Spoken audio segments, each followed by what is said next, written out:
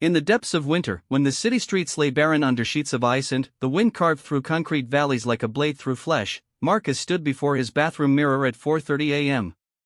The reflection staring back at him bore the marks of a man who had learned to wage war against his own weaknesses.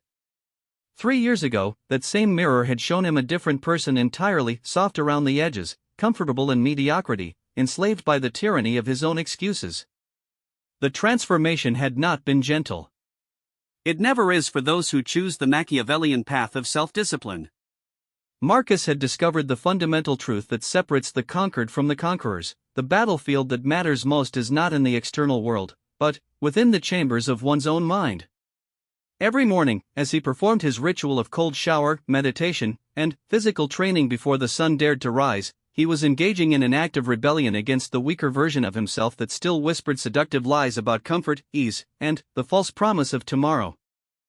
The Machiavellian understands that discipline is not merely about following rules or maintaining habits, it is about cultivating the strategic mind that can see beyond immediate gratification to the larger game being played. When Machiavelli wrote about the necessity of being both lion and fox, he was describing more than political maneuvering. He was outlining the dual nature required to master oneself. The lion possesses the courage to face hard truths and make difficult choices, while the fox develops the cunning to navigate the labyrinth of human psychology, including one's own. As Marcus laced his running shoes in the pre-dawn darkness, he reflected on the conversation that had changed his life 3 years prior. His mentor, an old businessman named Vincent who had built and lost 2 fortunes before finding lasting success, had posed a question that shattered his comfortable delusions. You speak of your dreams as if they were destinations you'll eventually reach, but tell me, what evidence exists that you are the type of person who achieves difficult things? The question had hung in the air like smoke from an extinguished flame. Marcus had scrambled for answers, listing his good intentions, his plans, his natural talents. Vincent had listened with the patience of a man who had once made the same arguments to himself, then delivered the verdict that would reshape everything: intentions are the currency of the weak. Plans are the fantasies of the unprepared. Talent without discipline is like a sword made of glass, impressive to look at, worthless in battle. You want to know if you're the type of person who achieves difficult things? Look at the difficult things you're doing right now. Today. This hour. This moment. That night, Marcus had performed an audit of his life with the merciless precision of a corporate restructuring. The results were devastating. He exercised sporadically, ate whatever satisfied his immediate cravings, consumed endless hours of entertainment that added nothing to his capabilities, and spent his evenings in activities that would be forgotten by morning. He had been living like a tourist in his own life, sampling experiences without ever committing to mastery. The Machiavellian discipline code was born from this moment of brutal self-assessment. It recognized that most people fail not because they lack the knowledge of what to do, but because they have never trained their minds to consistently choose the hard path when the easy path presents itself. The code operates on 3 fundamental principles that Marcus had learned to internalize: strategic suffering, tactical discomfort, and operational excellence. Strategic suffering acknowledges that all meaningful achievements require the acceptance of voluntary hardship. The weak mind recoils from discomfort, seeking always the path of least resistance. But the disciplined mind understands that suffering is not something to be avoided, it is a tool to be wielded. When Marcus chose to wake at 4:30 a.m. instead of sleeping until his alarm at 7 o'clock, he was not punishing himself. He was training his willpower like a muscle, strengthening his capacity to do what needed to be done regardless of what he felt like doing. Every cold shower became a negotiation with weakness. Every grueling workout was a conversation with the voice that suggested moderation. Every book read instead of television watched was a small victory over the gravitational pull of mediocrity. The key insight was that these were not isolated acts of discipline, they were systematic training for the bigger battles that life would inevitably present. Tactical discomfort goes beyond mere physical hardship to encompass the psychological and emotional challenges that forge character. Marcus learned to deliberately place himself in situations that required growth. He took on projects at work that stretched his capabilities beyond his comfort zone. He had difficult conversations he had been avoiding. He began learning skills that required months of frustration before showing any signs of competence. The tactical element was crucial. This was not random self-punishment, but calculated exposure to controlled stress that would develop specific capabilities. Like a vaccine that introduces a weakened version of a disease to build immunity, tactical discomfort exposed him to manageable challenges that prepared him for larger ones. When Marcus was passed over for a promotion he had expected, instead of falling into the familiar pattern of resentment and self-pity, he applied the principles of tactical discomfort. He scheduled a meeting with his supervisor to receive honest feedback about his shortcomings. The conversation was brutal. He learned that his work was competent but uninspired, that he was seen as reliable but not essential, that his colleagues viewed him as pleasant but forgettable. A weaker version of himself might have been destroyed by such feedback.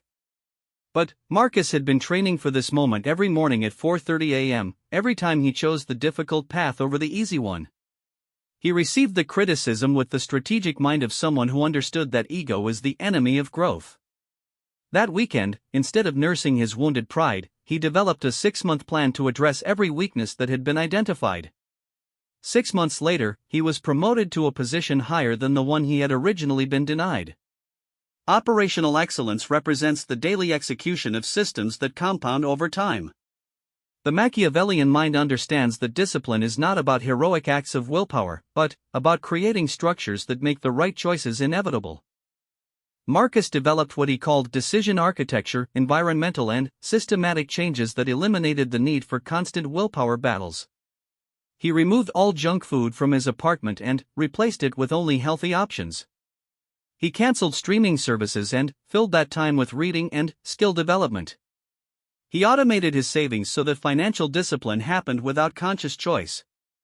He laid out his workout clothes the night before and prepared his healthy breakfast in advance. He created accountability systems with people who would notice if he failed to follow through on his commitments. The genius of operational excellence lies in its recognition that willpower is a finite resource that can be depleted. Rather than relying on daily heroics, the disciplined person creates systems that channel their energy toward growth rather than constant decision-making about whether to do what they know they should do. But, perhaps the most crucial element of the Machiavellian discipline code is its understanding of the psychological warfare that occurs within every person who attempts to live by higher standards. The weak self does not simply disappear when challenged, it adapts, evolves, and develops increasingly sophisticated strategies for sabotage. Marcus learned to recognize the patterns of internal resistance. When he was successfully maintaining his morning routine, his weak self would whisper about the importance of rest and recovery. When he was eating well, it would argue for the social benefits of being more flexible. When he was working diligently toward his goals, it would suggest that he was becoming obsessive and missing out on life's pleasures. The weak self is not evil, it is a survival mechanism designed to conserve energy and avoid risk. But, in the modern world, these ancient instincts often work against our higher aspirations. The Machiavellian mind learns to observe these impulses without being controlled by them, to acknowledge their presence without surrendering to their demands. This internal awareness became Marcus's greatest weapon. When he noticed the familiar gravitational pull toward easier choices, he could recognize it as the predictable operation of his psychological programming rather than a genuine insight about what he should do. This recognition created space between impulse and action, space where choice could occur. The transformation was not immediate or linear. There were mornings when Marcus hit the snooze button, evenings when he chose entertainment over development, moments when he allowed frustration to override his commitment to growth. But each failure became data rather than defeat. He learned to analyze what circumstances led to poor choices and adjust his systems accordingly. The key insight was that discipline is not about perfection, it is about persistence. The weak self expects perfection as an excuse to quit when it inevitably fails to materialize. The strong self understands that growth occurs in the recovery from failure, in the choice to continue despite setbacks, in the refusal to allow temporary defeats to become permanent surrender. As months passed, Marcus began to notice changes that extended far beyond his original goals. His capacity for sustained focus increased dramatically. His tolerance for frustration and uncertainty grew. His confidence became unshakable because it was based not on others' opinions or favorable circumstances, but on his proven ability to do difficult things consistently. Colleagues began asking him for advice. Friends noticed a quality they couldn't quite name, a sense of inner strength that made him both more approachable and more respected. Opportunities appeared that would never have been offered to his former self. But, perhaps most importantly, he had become the type of person who could be trusted with success. This last point is crucial to understanding the Machiavellian approach to discipline. Most people dream of achieving great things without developing the character required to handle achievement responsibly. They want the benefits of discipline without the daily practice of it. But, success without the foundation of self-mastery is unstable and temporary. The lottery winner who loses everything within 5 years, the athlete who dominates their sport but destroys their personal life, the entrepreneur who builds a successful business but cannot maintain meaningful relationships, all are examples of achievement without the underlying discipline to sustain it. Marcus understood that by destroying his weak self through systematic training, he was not just improving his chances of success, he was ensuring that any success he achieved would be sustainable. The habits, systems, and mindset that enabled him to transform himself would continue operating regardless of external circumstances. The man who has learned to govern himself cannot be governed by others. The person who has destroyed their weak self through voluntary challenge cannot be destroyed by involuntary hardship. This is the promise and the power of the Machiavellian discipline code, not just achievement, but the unshakable foundation that makes achievement meaningful and lasting. Part 2, The Psychology of Strategic Dominance. The boardroom fell silent as Sarah Martinez stood at the head of the mahogany table, her presentation complete, her proposal laying bare the harsh realities that no one else had been willing to acknowledge. Around her sat 12 executives, each one older, more experienced, and theoretically more powerful than she was. Yet in this moment, she commanded the room with a presence that had nothing to do with position and everything to do with the psychological discipline she had cultivated over years of deliberate mental training.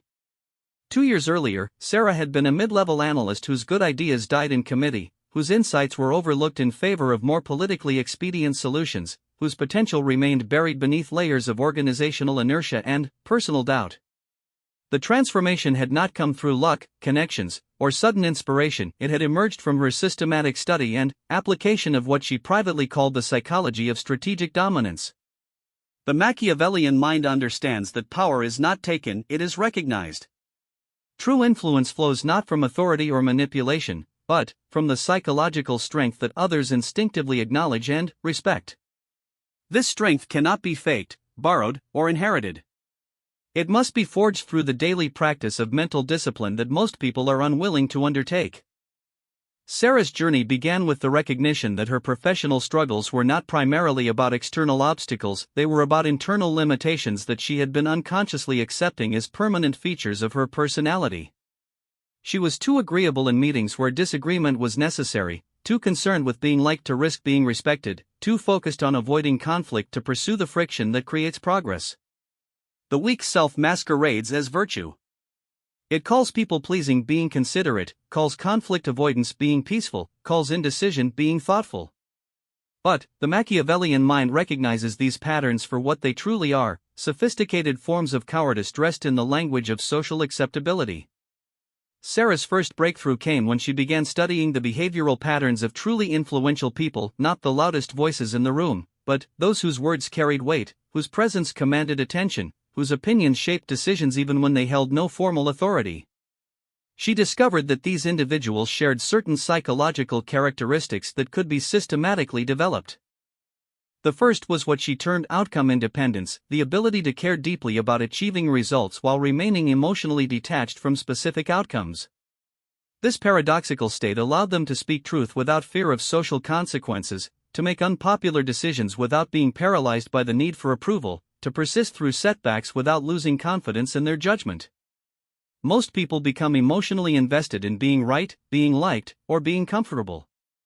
This emotional investment creates vulnerability that others can exploit through social pressure, criticism, or the mere threat of disapproval.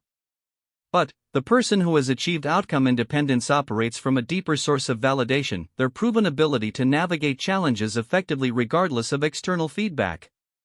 Sarah began practicing this state through what she called strategic vulnerability experiments. Instead of avoiding situations where she might be criticized or rejected, she deliberately sought them out as training opportunities. She volunteered for high-visibility projects where failure would be public. She offered contrarian viewpoints in meetings where consensus was expected. She initiated difficult conversations that others were avoiding. Each experiment taught her something crucial: the feared consequences of speaking truthfully or acting decisively were almost always less severe than her imagination had predicted. More importantly, she discovered that people often respected directness more than diplomacy, clarity more than cleverness, and conviction more than consensus. The second psychological characteristic she identified was emotional regulation under pressure. The individuals who wielded true influence maintained their psychological equilibrium even when facing intense stress, criticism, or uncertainty. They could think clearly when others became reactive, remain calm when others became agitated, and make rational decisions when others were driven by emotion. This capability is not innate, it is developed through systematic exposure to controlled stress. Sarah began implementing what she called pressure training into her daily routine. She would place herself in mildly stressful situations and practice maintaining inner calm while performing complex tasks. She would debate controversial topics with intelligent opponents, forcing herself to think clearly while under intellectual assault. She would take cold showers while solving mathematical problems, training her mind to function optimally regardless of physical discomfort. The logic was simple: if she could maintain her mental clarity while experiencing artificial stressors, she would be prepared to think strategically when facing real challenges. Like a pilot who trains in flight simulators to prepare for emergency landings, she was conditioning her nervous system to remain functional under pressure. The results were immediate and dramatic. When a major client threatened to cancel their contract during a particularly heated negotiation, Sarah's colleagues became defensive and apologetic. But her pressure training allowed her to remain curious rather than reactive. Instead of trying to salvage the existing agreement, she asked probing questions about the client's underlying concerns and discovered that they were actually seeking to expand their relationship but had been dissatisfied with the current service structure. By staying psychologically regulated while others became emotional, she was able to identify the real problem and propose a solution that not only saved the contract but increased its value by 40%. Her colleagues attributed her success to luck or intuition, but Sarah understood that it was the predictable result of systematic mental training. The third characteristic she identified was strategic thinking under uncertainty. Most people become paralyzed when facing ambiguous situations where the correct course of action is unclear. They delay decisions hoping for more information, seek consensus to distribute responsibility, or choose familiar options even when innovation is required. But truly influential individuals seem to thrive in uncertain environments, making calculated decisions with incomplete information and adjusting course as new data emerged. Sarah realized that this ability stemmed not from superior intelligence but from a different relationship with uncertainty itself. Instead of treating ambiguity as a problem to be solved, they viewed it as a natural condition to be navigated. They had trained themselves to be comfortable making decisions without guarantees, to view setbacks as information rather than failures, to adapt quickly when circumstances changed. She began what she called uncertainty training, deliberately placing herself in situations where she had to make important decisions without complete information. She would take on projects in unfamiliar domains, forcing herself to learn quickly and make progress despite her lack of expertise. She would make investment decisions with limited research, training herself to act on reasoned probability rather than waiting for certainty. She would commit to social plans without knowing all the details, practicing the art of adaptation rather than comprehensive planning. This training revealed a crucial insight: most decisions are reversible or adjustable, but the paralysis caused by fear of imperfect choices is always destructive. The person who makes reasoned decisions quickly and adjusts based on feedback will almost always outperform the person who delays decision-making in pursuit of perfect information. During a critical product launch where technical problems had created a crisis atmosphere, Sarah's uncertainty training proved invaluable. While senior executives argued about whose fault the problems were and demanded detailed analyses before taking any action, she quickly assessed the available options and implemented a workaround that restored functionality within hours. Her willingness to act decisively under uncertainty not only solved the immediate problem but established her reputation as someone who could be trusted with significant responsibility. But, perhaps the most important element of strategic psychological dominance is the development of what Sarah termed authentic confidence, a deep, unshakable belief in one's ability to handle whatever challenges arise. This is not the brittle confidence of the narcissist, which crumbles when challenged, nor the borrowed confidence of the credential collector, which depends on external validation. It is the quiet certainty that comes from repeatedly proving to yourself that you can navigate difficult situations effectively. Authentic confidence cannot be faked because it is built on evidence rather than belief. Every time Sarah successfully handled a pressure situation, navigated uncertainty effectively, or maintained emotional regulation under stress, she was adding to a database of personal proof that she could be trusted with challenging circumstances. This evidence-based confidence created a positive feedback loop. Because she believed she could handle difficult situations, she volunteered for challenging assignments. Because she took on challenging assignments, she developed additional skills and experience. Because she had skills and experience, others began to rely on her judgment. Because others relied on her judgment, she was given increasing levels of responsibility and authority. The psychological foundation she had built through systematic training became the platform for exponential career growth. But, more importantly, it transformed her experience of work from a series of problems to be endured into a series of games to be mastered. The weak self experiences professional life as something that happens to them. They react to circumstances, respond to demands, and hope for favorable outcomes. But, the person who has developed strategic psychological dominance experiences work as something they actively shape. They anticipate challenges, create opportunities, and influence outcomes through the strength of their mental discipline. This shift from reactive to proactive thinking is perhaps the most significant benefit of mastering the psychology of strategic dominance. Instead of spending mental energy worrying about what might go wrong, the disciplined mind focuses on what can be influenced. Instead of being paralyzed by the complexity of organizational politics, it looks for leverage points where small actions can create large results. Instead of being discouraged by setbacks, it treats them as valuable feedback about what adjustments are needed. Sarah's colleagues often asked her how she remained so calm and focused in high-stress situations. They assumed she had some natural advantage, better genetics, superior education, or helpful connections. But, she understood that her capabilities were the result of systematic training that anyone could undertake if they were willing to endure the discomfort of growth. The tragedy is that most people are not willing. They want the benefits of psychological strength without the daily practice required to develop it. They want to command respect without earning it, to influence others without mastering themselves, to handle pressure without training under pressure. They seek shortcuts to capabilities that can only be developed through sustained effort over time. The Machiavellian approach to psychological development is ruthlessly practical. It focuses on what works rather than what sounds appealing, on evidence rather than theory, on systematic training rather than momentary inspiration. It recognizes that the mind, like the body, must be challenged regularly to grow stronger, and that the person who commits to this challenge will develop capabilities that seem almost magical to those who have not undertaken the same discipline. As Sarah looked around the boardroom at the faces of executives who were now hanging on her every word, she reflected on the journey that had brought her to this moment.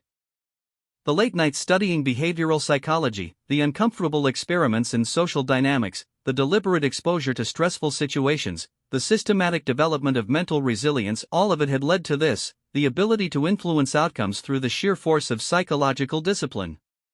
The man who destroys his weak self can never be destroyed by others, because he has already faced and conquered the most dangerous enemy he will ever encounter, the voice within that counsels surrender, compromise, and comfortable mediocrity. The person who has achieved strategic psychological dominance does not need to dominate others. Their inner strength naturally creates the space for leadership, influence, and impact.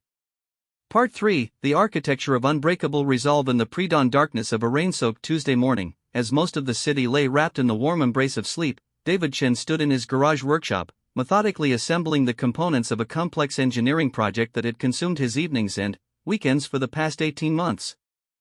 His hands moved with the precision of someone who had learned to find perfection in process rather than outcomes, and his mind maintained the steady focus that had become his most valuable asset. 3 years earlier, David had been a different person entirely.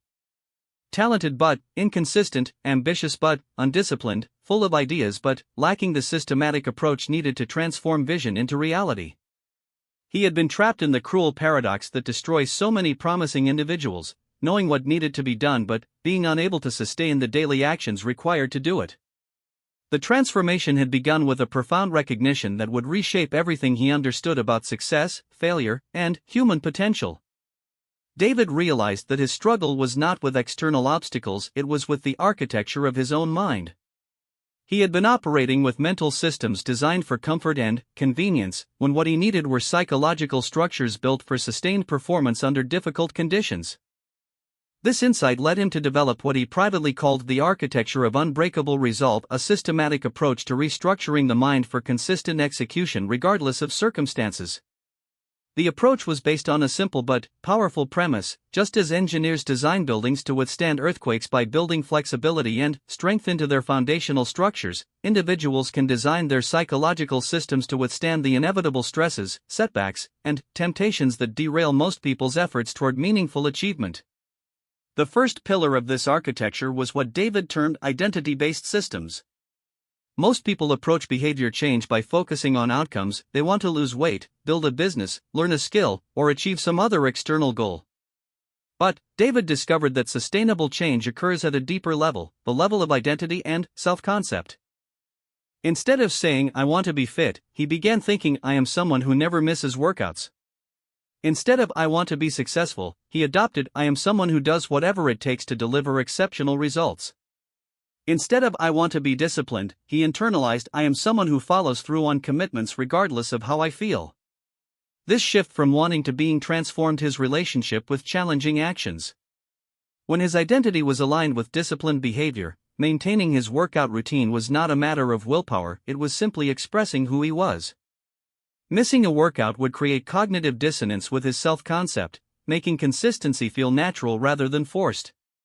But David understood that identity change could not be accomplished through positive thinking or affirmations alone. Identity is shaped by evidence, and evidence is created through action. Every time he kept a commitment to himself, especially when he didn't feel like it, he was providing proof that he was the type of person who follows through. Every time he chose the difficult path over the easy one, he was reinforcing his identity as someone who does hard things consistently.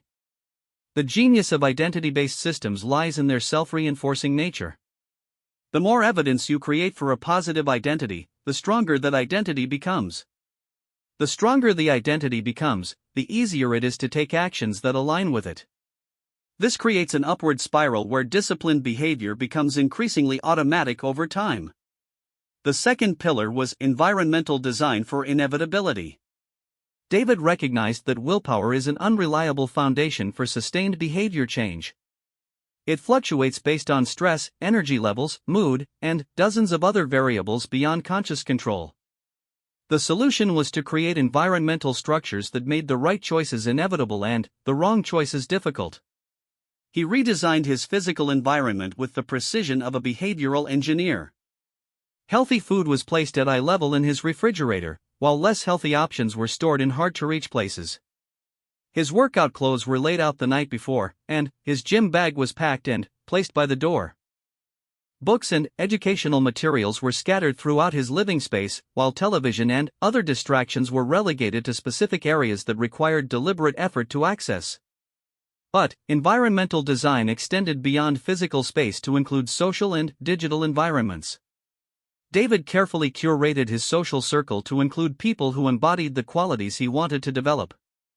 He joined professional groups, athletic clubs, and educational communities where high performance was the norm rather than the exception. He restructured his digital consumption to include only content that contributed to his growth, eliminating news, social media, and entertainment that drained his mental energy without providing value. The principle was simple: make the behaviors you want as easy as possible, and make the behaviors you want to eliminate as difficult as possible. This approach recognizes that humans are fundamentally lazy and will generally choose the path of least resistance. By intelligently designing that path, David could harness his natural tendencies to work in his favor rather than against him. The third pillar was systematic stress inoculation. Most people try to avoid stress, viewing it as a negative force that interferes with performance and well-being. But David understood that stress is simply pressure, and pressure can either crush you or forge you into something stronger, depending on how you structure your exposure to it. He began deliberately exposing himself to controlled stressors that would prepare him for the unpredictable challenges that life would inevitably present. Physical stress through challenging workouts and cold exposure. Mental stress through complex problem solving and learning difficult skills. Emotional stress through having difficult conversations and taking calculated risks. Social stress through public speaking and leadership responsibilities. The key was to make this stress voluntary and progressive. Like a vaccine that introduces a weakened version of a disease to build immunity, systematic stress inoculation exposes you to manageable challenges that develop your capacity to handle larger ones. Each successful navigation of a difficult situation becomes evidence that you can handle difficulty effectively, building the psychological resilience that most people lack. David's stress inoculation practice included both physical and mental components. Every morning, he would take a cold shower while reciting complex information, training his mind to function clearly under physical discomfort. He would deliberately seek out intellectually challenging projects at work, preferring the difficulty of stretching his capabilities to the comfort of staying within his existing skill set. He would commit to social and professional obligations that required him to perform at levels slightly beyond his current confidence, forcing consistent growth and adaptation. The results were remarkable. When genuine crises emerged, and they always do, David found himself unusually calm and focused. While others became reactive and emotional, his systematic training allowed him to think strategically and act decisively. The artificial stressors he had voluntarily embraced had prepared him for the involuntary stressors that life presented. The fourth pillar was process-oriented excellence. Most people are focused on outcomes, the promotion they want to earn, the business they want to build, the relationship they want to create. But David discovered that outcome-focused thinking often leads to frustration and inconsistency, because outcomes are influenced by many factors beyond personal control. Instead, he developed an obsession with process, the daily actions, systems, and habits that increase the probability of favorable outcomes. Rather than focusing on losing 20 pounds, he focused on perfectly executing his nutrition and exercise protocols. Rather than obsessing over a promotion, he concentrated on delivering exceptional work every day. Rather than worrying about finding the perfect relationship, he focused on becoming the type of person who would attract and deserve an exceptional partner. This shift from outcome orientation to process orientation eliminated much of the emotional volatility that had previously undermined his consistency. When he was focused on outcomes, setbacks felt like failures and success felt fragile. But, when he was focused on process, setbacks became information about what adjustments were needed, and success felt inevitable because it was built on sustainable systems rather than lucky breaks. Process-oriented excellence also created what David called compound momentum, the psychological benefit that comes from consistent execution regardless of immediate results. Every day that he perfectly executed his systems, he was building evidence that he was someone who could be trusted with important responsibilities. This evidence became the foundation for genuine confidence and the catalyst for increasingly ambitious goals. The fifth and final pillar was philosophical anchoring. David understood that practical systems and techniques were insufficient without a deeper philosophical framework that could provide meaning and direction during difficult periods. He needed a coherent worldview that could withstand the inevitable moments of doubt, fatigue, and temptation that challenge everyone's commitment to excellence. His philosophical anchoring was built around three core principles that had been tested through thousands of years of human experience. The first was that growth requires discomfort, and discomfort is therefore something to be embraced rather than avoided. The second was that character is revealed not in comfortable moments but in moments of challenge, making difficult circumstances opportunities for self-discovery and development. The third was that the quality of one's life is determined not by what happens to them but by how they respond to what happens to them. These principles provided context for the daily discipline required to maintain his systems. When he didn't feel like working out, the philosophical framework reminded him that feelings are temporary but character is permanent. When a project faced setbacks, his philosophy helped him view obstacles as information rather than defeats. When social pressures encouraged compromise or mediocrity, his anchoring principles gave him the strength to maintain his standards regardless of others' expectations. Philosophical anchoring also provided what David called existential motivation, the deep sense of purpose that transcends immediate circumstances. His commitment to excellence was not just about personal benefit but about contributing something meaningful to the world through the fullest expression of his capabilities. This larger purpose sustained him through periods when personal motivation flagged and external rewards seemed distant.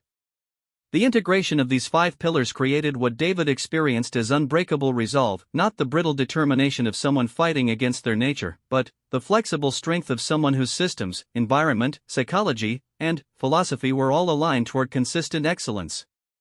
Like a well-engineered building that sways with the wind but never falls, his psychological architecture absorbed stress and setbacks while maintaining its fundamental integrity. The transformation was not immediate or without struggle. There were days when the old patterns reasserted themselves, when comfort seemed more appealing than growth, when the easier path beckoned with promises of rest and relief.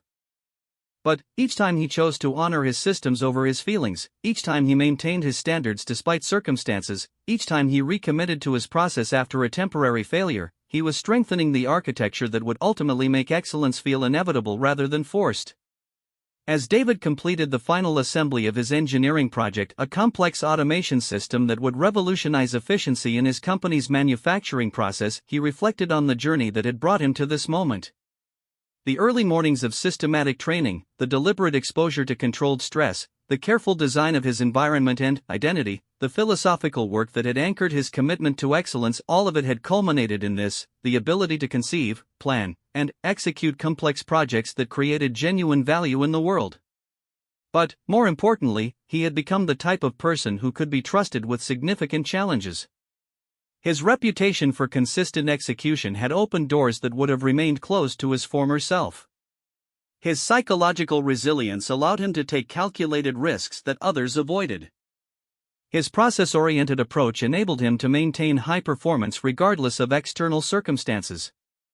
The architecture of unbreakable resolve had transformed him from someone who knew what should be done into someone who consistently did what should be done. From someone who was talented but unreliable into someone who was both capable and dependable. From someone whose potential remained largely theoretical into someone whose capabilities had been proven through sustained action. This transformation revealed the fundamental truth that underlies all lasting achievement: success is not about having perfect circumstances, superior genetics, or lucky breaks. It is about developing the psychological architecture that can transform any circumstances into opportunities for growth and contribution. The person who has built unbreakable resolve does not need perfect conditions to perform excellently, they carry their own conditions with them wherever they go. The man who destroys his weak self can never be destroyed by others because he has already faced and conquered the most formidable opponent he will ever encounter, the internal voices that counsel surrender, compromise, and comfortable mediocrity. Through systematic training, environmental design, stress inoculation, process orientation, and philosophical anchoring, he has created an internal fortress that no external force can breach. This fortress is not built of rigid walls that crack under pressure, but of flexible systems that adapt to changing circumstances while maintaining their essential function. It is not maintained through constant vigilance and effort, but through well-designed habits and identity-based behaviors that feel natural and sustainable. It does not isolate its inhabitant from the world, but provides the strength and stability needed to engage fully with life's challenges and opportunities. In the end, the architecture of unbreakable resolve is not about becoming invulnerable, it is about becoming anti-fragile, growing stronger under stress rather than being weakened by it. It is about developing such deep roots that no storm can uproot you, such clear vision that no darkness can blind you, such strong foundations that no external force can shake your commitment to excellence. The path is demanding, but it is available to anyone willing to undertake the systematic work of psychological reconstruction. The techniques are learnable, the principles are testable, and the results are measurable. What is required is not extraordinary talent or favorable circumstances, but the courage to begin and the discipline to continue despite the inevitable obstacles and setbacks that challenge everyone who attempts something significant. For those who accept this challenge, who commit to the daily practice of destroying their weak self through systematic discipline, the reward is not just success in conventional terms, it is the deep satisfaction that comes from knowing that your capabilities have been fully developed and expressed. It is the quiet confidence that comes from having tested yourself under pressure and found yourself worthy of trust. It is the unshakable inner peace that comes from alignment between your values, your actions, and your results. This is the promise and the power of the Machiavellian discipline code, not just the achievement of external goals, but the development of the internal strength that makes any goal achievable through sustained intelligent effort. Not just the ability to succeed in favorable conditions, but the capacity to create favorable conditions through the force of disciplined character. Not just the hope of someday becoming excellent, but the reality of excellence as a daily practice and a way of being in the world.